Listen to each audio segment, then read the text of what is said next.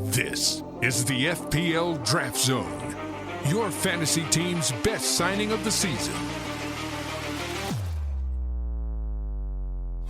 Luton score 4 for the second game running. Are their players the most undervalued in draft? Newcastle have forgotten how to defend. Is it time to forget past glories and get rid? And does Japan's exit from the Asian Cup give us a few more waiver options? Hello and welcome to the FPL Draft Zone, a podcast all about Draft FPL, the finest of all fantasy Premier League formats. I'm John Crofts, and today we take a look back at everything that's happened in Gameweek 23 so far, with just one fixture left to play. Plus, we've got waiver suggestions and ones to watch ahead of Gameweek 24 as title races warm up across multiple draft leagues all over the world. A reminder of the results so far, and it all started with that lunchtime kickoff on Saturday where Everton drew with Spurs 2-2. The Richarlison redemption arc continued. He got 2 goals against his former club. He's now got 9 goals in his last 8 games. Jared Branthwaite got on the score sheet for Everton to make it 3 returns for him in as many weeks now, but the two sides could not be separated and it finished 2 apiece. Meanwhile, Brighton won the derby that isn't a derby by smashing Crystal Palace 4-1. Lewis Dunk, João Pedro and one of our former ones to watch, Jack Hinchelwood, were among the scorers for Brighton. Eberechi Eze was absent with injury and Michael Olise lasted just 9 minutes after coming off the bench for Roy Hodgson's men. Palace have won just 1 of 6 games now in which neither Eze or Olise have started this season. At Turf Moor, it finished Burnley 2, Fulham 2. David Datro Fofana scoring twice for Burnley in a 27-minute cameo. He was mentioned last week as one to watch, and he's certainly going to be interesting a few draft managers after a second return in as many games. And then on to St James's Park for the game of the weekend. Newcastle 4, Luton Town 4. Loads going on in this one. Another return for Adebayo, another return for Carlton Morris. Ross Barkley impressing as well, and Harvey Barnes with a goal-scoring return for Newcastle. More on all of those players coming up. And then to Bramall Lane, where Sheffield United were humiliated by Aston Villa. 5-0 it finished, an embarrassing showing for Sheffield United, with Ollie Watkins putting them to the sword. He got a goal and 3 assists, but a few of their lesser lights also picking up points, including John McGinn, Yuri Tielemans and Alex Moreno. Then on Sunday, Bournemouth were held at home by Nottingham Forest. Justin Kluivert scoring for Bournemouth. Callum Hudson-Odoi with the equaliser for Nottingham Forest. Chelsea 2, Wolves 4 at Stamford Bridge. Acuna hat-trick for the visitors. Neto with another assist as well in that one. Cole Palmer among the scorers for Chelsea, but it wasn't enough for Mauricio Pochettino's men. Manchester United beat West Ham 3-0 at Old Trafford. Rasmus Højlund scoring on his birthday, and 2 more goals for Garnacho to wrap up the points for the home side. And then at the Emirates Stadium, Arsenal 3, Liverpool 1. Gabriel Martinelli loves a goal against Liverpool, and we flagged that the other week, and we flagged that the teams he scored the most goals against are all coming up, and he did the business against Liverpool. He got the second of the game for Arsenal. Leo Trossard wrapping up the win after replacing him late on. There is still a Monday game to look forward to. Brentford taking on Manchester City. Erling Haaland is widely expected to start his first Premier League game for City since their Gameweek 15 defeat to Aston Villa. Ivan Toney will be looking to make it 3 goals in 3 games since his return from suspension. So there is loads to talk about. And let's get started with Gameweek 23's winners and losers. The FPL Draft Zone, winners and losers.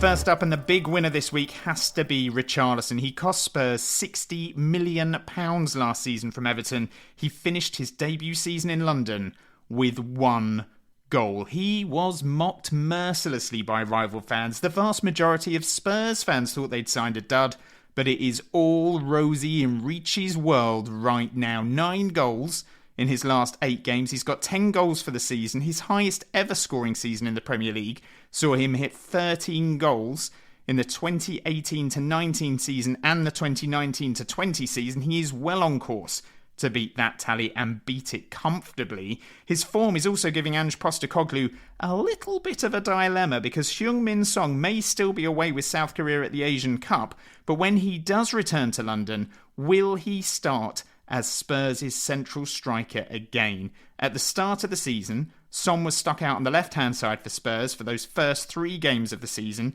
Richarlison played through the middle, and during that time, Son picked up 2 points, 2 points, and 3 points. Richarlison didn't do much better either, by the way, but then Son was played through the middle, Richarlison was dropped, and Son really began to find his feet in front of goal again. But based on form, you would have to say that surely Richarlison has to keep that striking spot. He was drafted 58th on average around the world based on 9-person leagues, and according to data from Draft FC, he was likely on the waivers at some point in your draft league. But if you were lucky enough to get him, you have quite possibly bagged yourself the first choice striker in a Champions League challenging side. And not only that, that striker is classed as a midfielder. There are few better picks right now in Draft FPL than Richarlison, and he is our first winner of Gameweek 23. And he is joined by a whole team. Luton Town. Is there another team in the Premier League right now that is as undervalued as Luton Town? They came up through the playoffs last year. Their ground is tiny. It is falling apart. 20 years ago, Luton was named the crappiest town in Britain. In 2023, it was named the worst place to live in Britain. It once earned the nickname the Toilet Bowl of England. And yet, their football team are flying. They've had only 1 defeat in their last 6 games. They've scored 8 goals in their last 2 matches. And they have got fantasy options all over the park. In midweek, Elijah Adebayo scored a hat-trick against Brighton. He picked up another goal at St James's Park. Then there's Carlton Morris, who we have been banging the drum for as a potential third-choice striker option. He got a goal and an assist to make it 6 returns for him in his last 5 games, and he's only started 2 of those 5 games, by the way. There's Alfie Doughty. He got his 4th assist in as many games to continue his fine run of form. And there's Ross Barkley, arguably playing the best football of his career right now. He scored, he picked up an assist, he got 3 bonus points as well at St James's Park. He's had 6 returns in his last 9 games, including 3 returns in his last 4 games. There is a pretty strong argument right now that you could do worse than create a spine of Luton players throughout your fantasy draft team.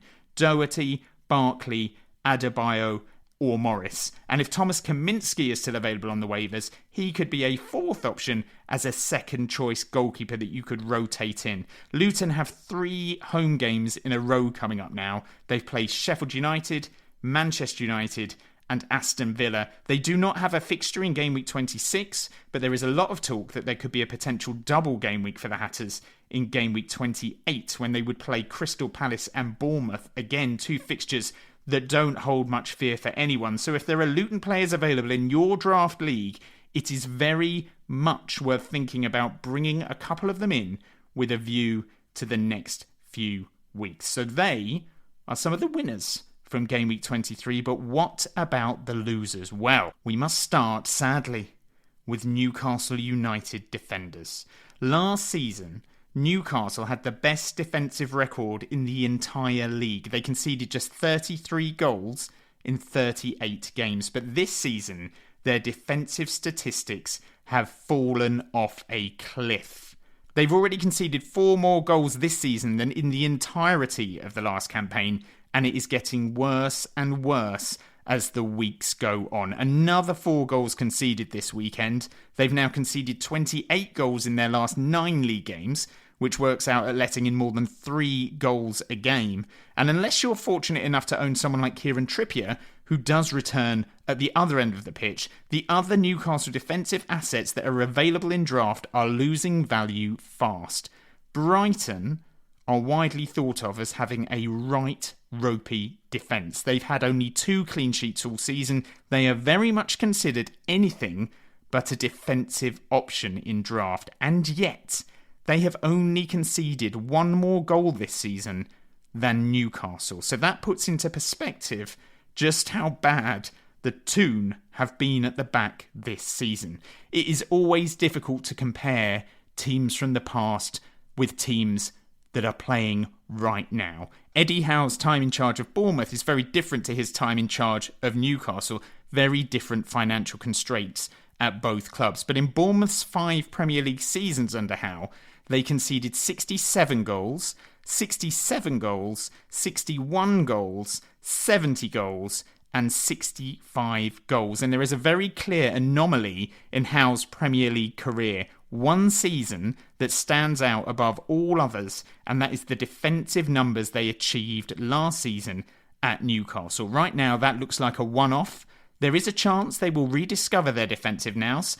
I guess the next few weeks will tell us more, because they have games coming up against Nottingham Forest, Bournemouth, and Wolves in 3 of their next 4 games. If they fail to get a clean sheet in any of them, it's surely got to be worth thinking about trading out Newcastle defensive assets for alternative defensive options. 2 other losers this week, and they were our heroes last week. It's Eberechi Eze and Michael Elise. And the reason they're losers is that they just cannot stay fit.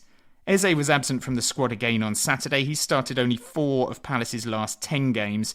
Elise was deemed fit enough for the bench, but after coming on lasted just 9 minutes before having to be replaced. I mean, there is no doubt that both players are unbelievable talents. And when they're on the pitch, and when they're on the pitch together, they tend to return on a very regular basis. But in draft, you need players that are going to perform for you week in, week out. And if Eze and Elise are not on the pitch, they cannot do that for you. Crystal Palace, as a team right now, seem to be in a particularly miserable place. The fans want Steve Parish out. The fans want Roy Hodgson out. There hasn't been a feel-good factor at Selhurst Park for a very long time. And it's now just 2 wins in their last 12 games. Draft managers have been waiting all season for Eze and Elise to get a run in the team. But just when they return for you, just when they justify their place in your squad for you, bang, they're out again with another injury. If you've had enough of them and you want to cut your losses, I would not blame you. I'm sure there will be managers in your league who would be happy to take a risk on them. But the truth is, there are dark clouds hanging over Crystal Palace right now. And while there's no doubt that Eze and Elise add a lot of quality when they are fit, you have to ask yourself, are they going to be fit enough to make the difference in your team when a potential draft title is on the line? So that's some of the good and the bad from Gameweek 23, but who is the best of the best? Who is the standout star of this weekend's Premier League action? It's time to reveal our fantasy hero of the week.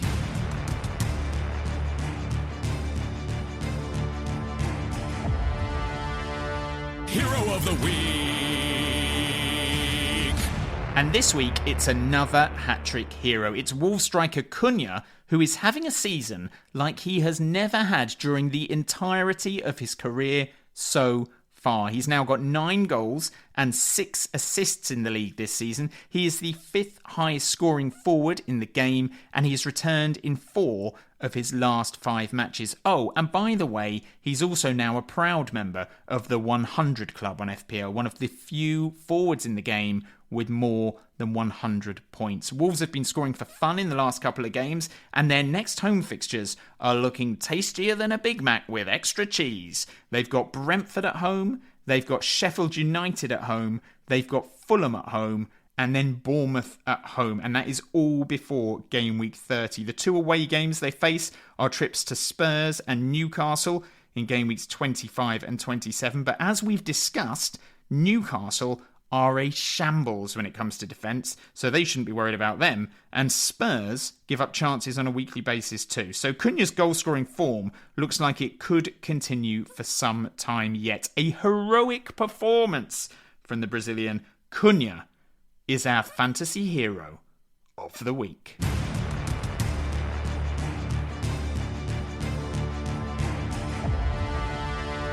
Hero of the Week. Right, there is still one match left to play in Gameweek 23. That sees Brentford taking on Manchester City, with Erling Haaland owners hoping the Norwegian returns to that starting 11 with goals. But we're going to focus from here on in on Gameweek 24, which kicks off on Saturday, the 10th of February. And we'll start by taking a quick look at the fixtures in that game week. It all kicks off on Saturday lunchtime with Manchester City taking on Everton in that early kickoff. 12 of the last 13 games between these two have ended in Manchester City wins. Everton, of course, got a draw with Spurs this weekend, but they are now without a win in their last 6 games. So if you own Manchester City attacking assets, you would fancy them to shine here. Then it's Fulham against Bournemouth at Craven Cottage. Fulham have won 4 of their last 6 home games now. They've only lost once during that period as well, but Bournemouth are on a decent run too. And then at Anfield, Liverpool will be looking to bounce back from that defeat to Arsenal by playing Burnley at home. Oh, what a plum fixture. Owners of Liverpool attacking assets will probably be rubbing their hands with excitement ahead of this one. It is the best attack in the entire league against the second worst defence in the entire league. I wonder what will happen. The worst defence in the league, by the way, belongs to Sheffield United, and Luton have the honour of entertaining Sheffield United at Kenilworth Road. Please may I now refer you to earlier in the podcast when we said build a spine of players made of Luton Town players. And then it's Spurs against Brighton in North London. Spurs have lost only once in their last 8 games now, but that defeat came at the hands of Brighton when they were beaten 4-2. João Pedro finished that game with a 16-pointer. I'm sure owners of him will be looking for a similar return this time around. Then it's Wolves against Brentford. Wolves beat Brentford in the FA Cup after a replay. They also won 4-1 in Game Week 19 away from home, with Hee Chan scoring twice. He is likely to still be away with South Korea as they have a semi-final against Jordan on Tuesday to look forward to, but Wolves will fancy their chances against a Brentford side that are very much in a relegation dogfight. Talking of relegation-threatened teams, Nottingham Forest entertain Newcastle at the City Ground. We've already talked about Newcastle's defensive woes. They've also, by the way, lost 5 of their last 6 away games, and in that time, they have conceded 13 goals. That's more than 2 goals conceded a game on average. So again, Nottingham Forest will fancy their chances of getting something against Eddie Howe's men. Then on Sunday, it's West Ham against Arsenal. West Ham have already knocked Arsenal out of the Carabao Cup this season. They also beat them at the Emirates in the league over the Christmas period, so it is a chance for them to finish the season unbeaten against the Gunners. Aston Villa entertain Manchester United, a chance for revenge for them. United won 3-2 back in Game Week 19, having trailed 2-0 after just 26 minutes. Unai Emery will be banging the drum for revenge, I am sure. And then on Monday, it is Crystal Palace against Chelsea. 2 struggling teams. Defeat for Palace would put even more pressure on Roy Hodgson, but Chelsea are fresh from that spanking at the hands of Wolves. The reverse fixture finished 2-1 to Chelsea at Stamford Bridge, and Mauricio Pochettino will be praying for a repeat of that result. So some pretty good looking fixtures in there, but the question is, who should you be targeting on this week's waivers? Well, here's a few names to consider. The FPL Draft Zone Waiver Wants. First up, Armando Broja. Broja joined Fulham on loan just before the transfer window slammed shut. He has a goal and an assist to his name from limited minutes at Chelsea, and he came off the bench in Fulham's draw with Burnley. He played just 285 minutes last season, but during his loan at Southampton the season before, in the 2021-22 season, he did show some signs of being a decent striking option. He finished that spell with 6 goals and 2 assists. He's got 4 goals in 17 games for Albania as well at international level. Raul Jimenez has done okay at times this season for Fulham, but he's not exactly set the league alight. Broja is a bit of an unknown, as you just don't know how well he's recovered from those injuries that have kept him out for so long. But Bournemouth at home is a pretty good fixture for Fulham, and if you want to test the water with Broja, there are not many better games to do it in than a home game against Bournemouth. Another on-loan Chelsea striker to talk up now, David Datro Fofana. We mentioned him last week. He scored twice against Fulham on Saturday, and like Broja, you would assume he has only agreed to that loan move on the promise of guaranteed minutes. So he will be starting games sooner rather than later, I'm sure of that. It is Liverpool away for Burnley in Gameweek 24, so he's not a waiver for the short term. They also have Arsenal after that as well, so a couple of really tricky games for Vincent Kompany's men. But I believe we said last week he is worth keeping half an eye on. And this week, I would upgrade that to a whole eye. That's right, people, a whole eye. Burnley played Crystal Palace, Bournemouth, West Ham and Brentford after those Arsenal and Liverpool games, so there is a chance that Fofana could be a reasonable pick as your third striking option in your draft league.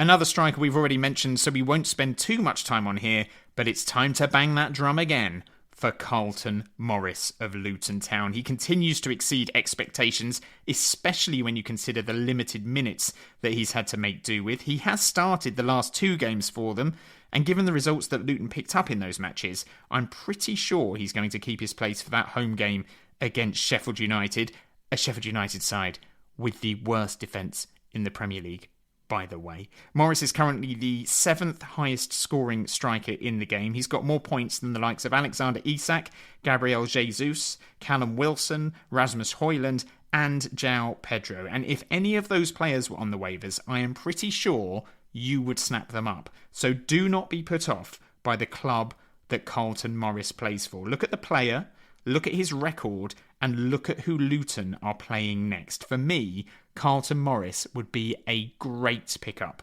this week. A few Brighton options ahead of some very favourable fixtures for them. Jack Hinshelwood has now got 3 goals in 12 games from right back.